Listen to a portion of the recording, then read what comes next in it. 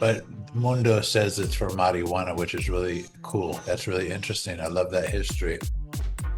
Now, this is what I want to problematize. When I say problematize, I mean I want to stir the pot a little bit. I don't know if there are other references out there that precede 1944. This is 1944. These guys are already, well, they escaped already. This is when they escaped already, the Pachugos from the Preston School. So it's beyond November 1944, we'll say. So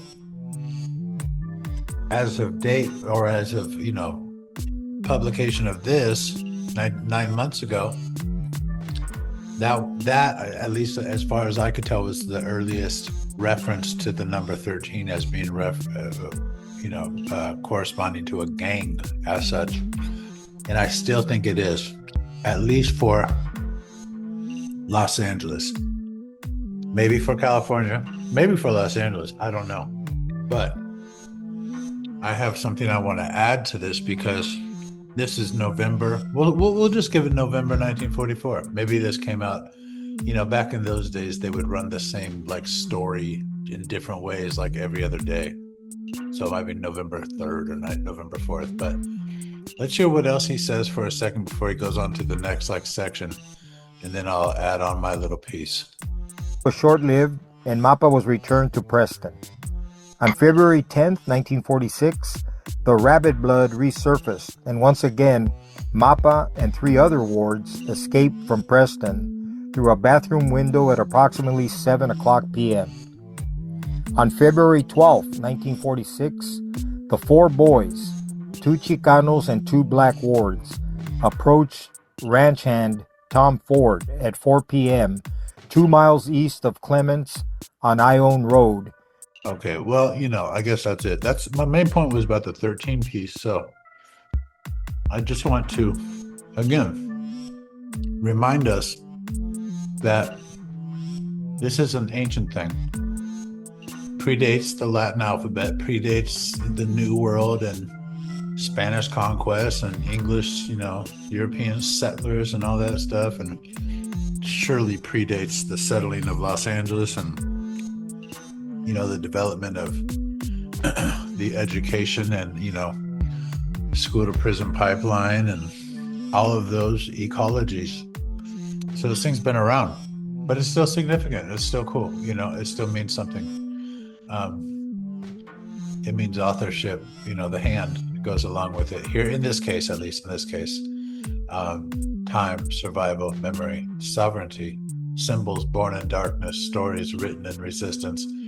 Okay, so again, the Mundo piece, just to remind us, in case you forgot, said the 13 was in right here.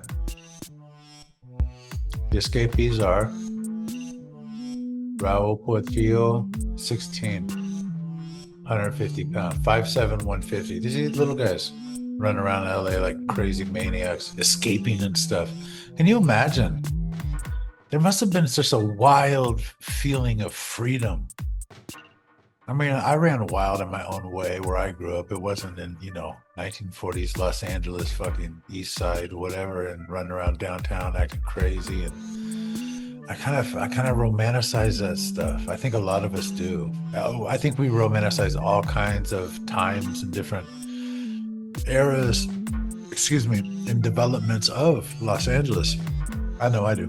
And all of what we might call Aslan, all of that, the entire thing is kind of very interesting to me.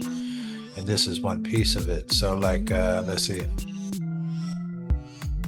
Raul Portillo, Raul had the 13 tattooed on the back of his hand. William Madrid, tattooed on both arms and hands. These guys back then, they're all tatted up, bro. Manny, that's Mapa, 17. Knife scars on the left temple. Somebody got him with that knife on the left. Wow. Cheek, nose. Fuck. I had a cousin like that, man. He got knifed up, and I'd never seen anybody like that who had survived an attack like that, and he had I think he had like 17 scars all over his head, his face, his stomach, his chest. Shit was crazy. Scary looking. He had a cool look for a minute there. That shit was hella scary. Okay. 1944. Now, let us go to dun dun dun 1937, baby.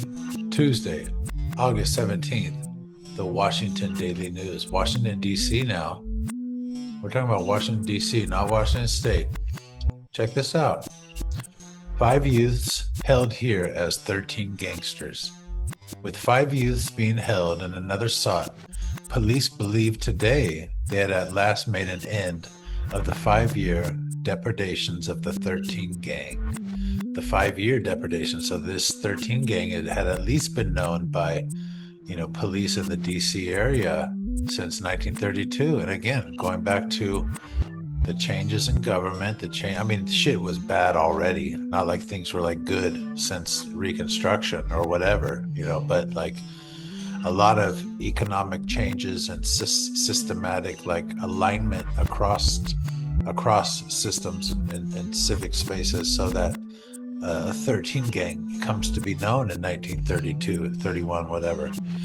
These guys were probably similar to the dudes in LA. 13 probably signified marijuana, or, it might have, or an M for mafia, family, familia, in a way. But if they were zoot suiters, they were probably zoot suiters back then, fucking. Those guys were smoking, what'd they call it? What they call it? Boo? No, they called it reefer. They'd be smoking reefers and heroin. Read P.D. Thomas down these mean streets. He'll tell you about, New York back in those days. This is DC, but anyway, the 5-year depredations of the 13 gang, youngest of those caught yesterday by police is 15. Just like these guys in LA. The 4 others range from 18 to 22, just like these guys in LA. It's a generational thing. They're held in connection with 4 recent sanitary grocery company store robberies and a $400 purse snatching. The youngest boy will be charged in juvenile court with taking property and the others with housebreaking. 2 will be charged with robbery and the purse snatching. The gang was formed several years ago near the Gas House as a successor to the Puddin' Gang. So the Puddin' Gang was there first. And then after that, the 13 Gang came out of that. Now, why would the 13 Gang come out of the Puddin' Gang? Just to change the name, reinvent the self? Did they think that the Puddin' wasn't like a cool name anymore? Maybe gangs were starting to use like numbers and stuff more than having like these kind of older, or maybe Puddin' got killed, like it was time to change the name. I don't know. I don't mean to laugh. It's not funny. Interesting though. Successor to the Puddin' Gang. Maybe it was just time to change. Or maybe, in those days, maybe if it stood for an M, and if it was for marijuana here también, maybe it was a change that could correspond to some type of 1930s, 31, 32 influx of marijuana to the DC area, or at least new systems that would lead some of the members of the Puddin' Gang to kind of do this new thing where they tattoo a 13 on them.